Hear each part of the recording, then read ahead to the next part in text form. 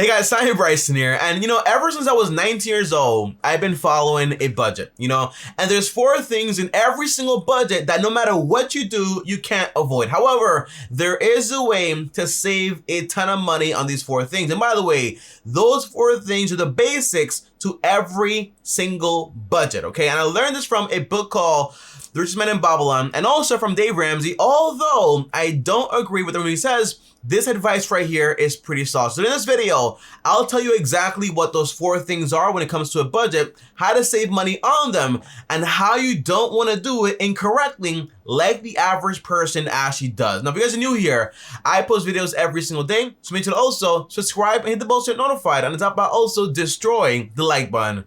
Now, the very first thing is this, guys, okay? Every single budget has these 4 things. And by the way, overall, every budget is all about, hey, how much do I spend? How much do I make? How much do I have left over? And if I don't, what's going on and where's my money going? No budget means, hey, I don't know what's going on with my money because I don't know where my money is going. However, these 4 things are going to be included in every single budget. Now, the first one is basically, hey, shelter. We all need shelter, meaning housing costs, meaning renting. And by the way, if you live right now with your mom or your dad, whatever, right now, you might get away with this one, but eventually when you do move out, you will have to pay rent. You can't pay for rent with like hugs and kisses. No, you gotta pay for rent with cash, okay? That's the only way to do it. And by the way, guys, renting, housing costs, shelter overall is going to be one of the most expensive things in your entire budget for a very, very long time. But the goal is to cut this down to nearly like less than 10%. How do you do that? I'll tell you in this video. However, when it comes to housing costs, here's how you don't want to do it, okay? The first thing is basically, guys, you don't want to be like the average person. According to Business Insider, in reality, the average person spends nearly 40% of all their income on housing costs, on rent, to that landlord. On top of that, some people actually go ahead and spend even more than 50% of the money just on housing costs. So imagine, for example, getting paid and going halvesies with your entire landlord, because basically he takes half of all your money. And that's why it's so important when you do get into the whole housing market or into the renters market, you don't want to spend all your money on that housing cost, on that shelter, because in reality, if you do, you won't have enough money to do everything else you gotta do, like saving, investing, saving for retirement, and all that other stuff, okay? That's the whole idea. So how exactly do you do this the right way?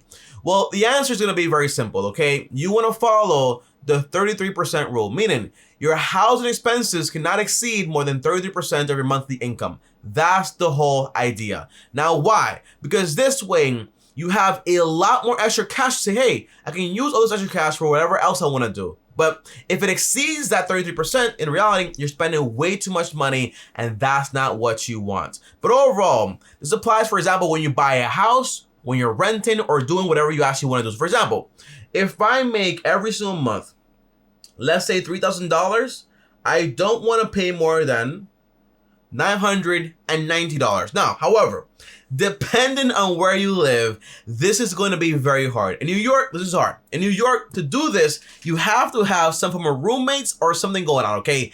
That's the whole idea. So that's something to consider. If you live in New York, California, you might have to go ahead and get a roommate. But if you spend, for example, half your income, $1,500, that's going to be a lot of money going towards rent, money that could be saved or basically invested to make you more money. You don't want to spend half your money on rent. Not a good idea. But tell me, all right, if I do that, how do I ensure I can actually go ahead and lower it from 33% to maybe, for example, 10% of my income? The answer is the only way to do that is basically through buying your own property. When you buy a property the right way and you pay it off as fast as possible, in reality, once you're done paying it off, your housing cost becomes very, very low. But you will always have, for example, taxes, insurance, and also maintenance involved. But at least this way, you're not spending all that money just on housing costs. So the best way is, hey, when I buy a house, let me make sure it doesn't exceed more than 30% of my monthly income, and let me pay it off as possible. That way I'm done with that, and now I have a lot of free income to do whatever I want to do. That's the overall goal right there. Now, that's just the first thing. So if you spend more than half your income on rent, what are you going to do about the other 3 things involving your budget? In reality, most likely, you're going to go into more and more debt most likely. Now, the second thing is going to be utilities, okay? Now, by the way, utilities, the class definition is basically electricity, gas, sewage, and water. Those right there are the basic utilities when it comes to utilities, okay? That's all you really need. However, in 2021, I would consider internet a part of that also, and also phone bill, because in reality, you can't really move along in this world like in 2021 or 2020, whenever you're from. Well, 2021, because it's been 2021, right? But overall, the answer is you can't get along without, for example, internet or, for example, a phone bill, right? That's the whole idea. Because, by the way, even today with like kids going to school, for example, at home or work from home, you need to have an internet connection no matter what. However, okay, when it comes to, well, I need to have Spotify or iTunes or whatever else is, or like Netflix and Hulu, well, those things right there are just optional. You don't need them whatsoever. In reality, all you need: internet, phone bill, sewage, electricity, gas, and those things right there, but nothing else. And electricity, obviously, but nothing else, okay? That's the whole goal. And by the way, if you have a house without those four things, then in reality, you probably won't be happy. You have no plumbing, you have no electricity. Like, what the heck are you supposed to do, right? You can't even cook there. You need those four things no matter what, okay? No matter what, you can't avoid this unless your landlord covers it, but in reality, your landlord just charges it for you in their rent, but you just don't notice, okay?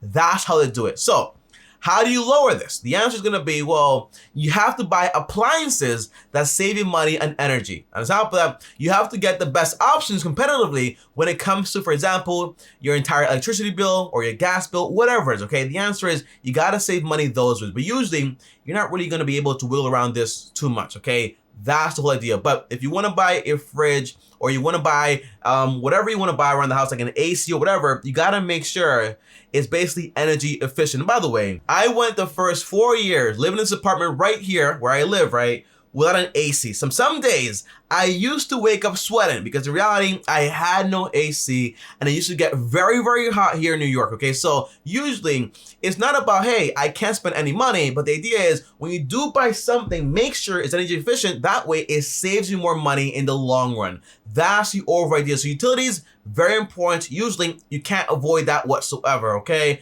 Now, the third part is going to be my favorite part, but also a part that I actually don't like spending money on, and that's basically going to be food. And by the way, people spend way too much money on food these days, especially with Uber Eats and Postmates and all the other platforms out there that make it so easy.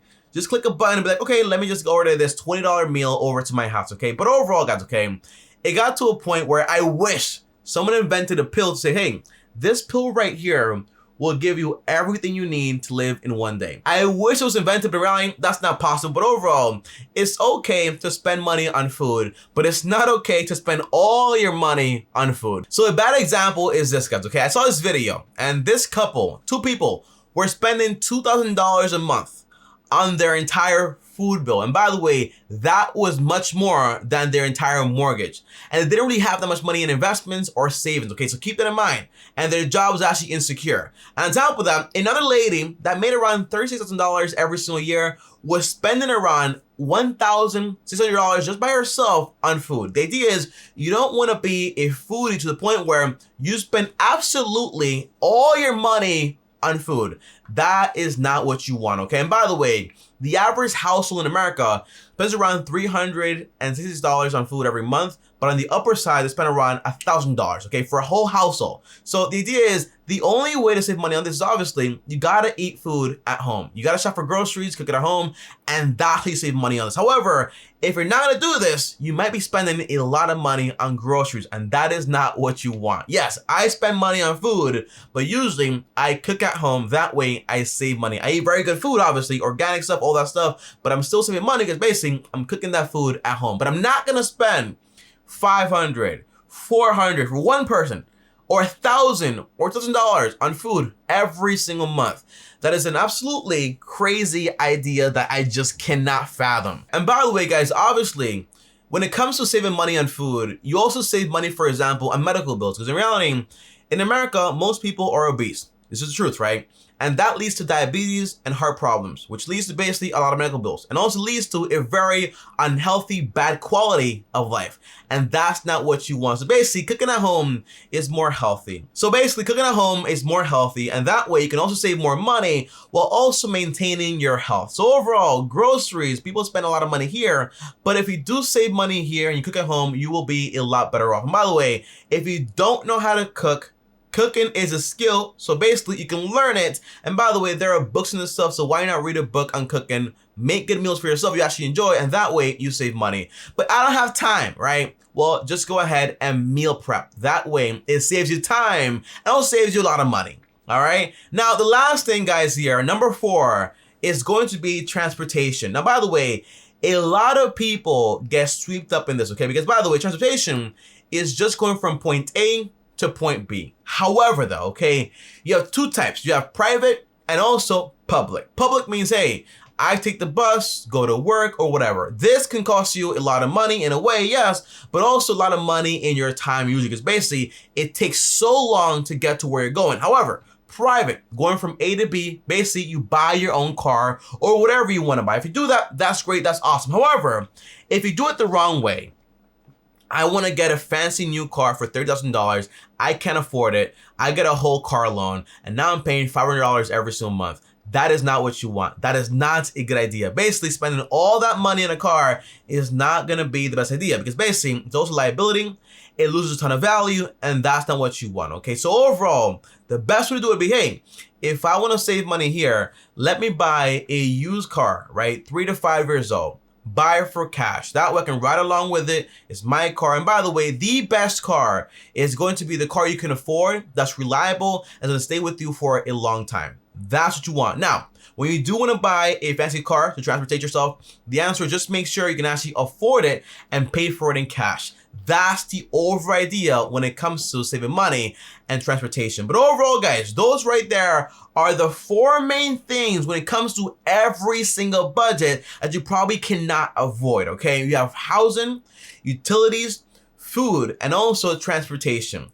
You can't avoid that, but you can make it a lot cheaper so you don't spend that much money. And overall, those right there are the 4 main core expenses. And you want to make sure your expenses do not exceed more than 70% of your income. But overall, guys, comment down below also. Let me know exactly how much money do you spend on food? Be honest, okay?